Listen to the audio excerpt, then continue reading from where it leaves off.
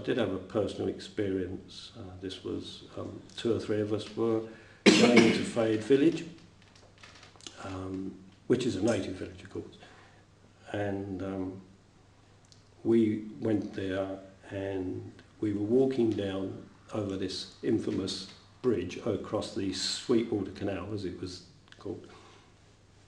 And suddenly we found ourselves completely surrounded by these people. And you've got to understand that their tempers actually shoot up within seconds, you know, and they're before you know where you are, it is a terrifying situation. And it all happened because a small chap or teenager came over and said he wanted to polish my shoes. You see, that's how it starts, you know.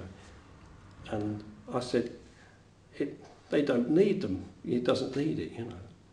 So, suddenly this all boiled over. And within seconds, there was this crowd yelling and shouting, and this fella came out and he pulled out this knife, and I thought, oh my God, this is it, you know, this is the end of the day for us. Because this was happening all the time. There were some of our servicemen being fished out Sweetwater Canal after incidents like this, and all over nothing. I mean, okay, I know the nationalist feeling was obviously back of it all, and they probably encouraged the youngsters, you know, or they egged them on. And just one thing actually cooled the whole thing down. And an old boy, a newspaper seller, and I can see him to this day, it's as plain as anything. Well, in a situation like that, you do tend to remember, you know, and this old boy had a big bundle of newspapers under his arm, and he pushed his way through the crowd and managed to talk them out of it.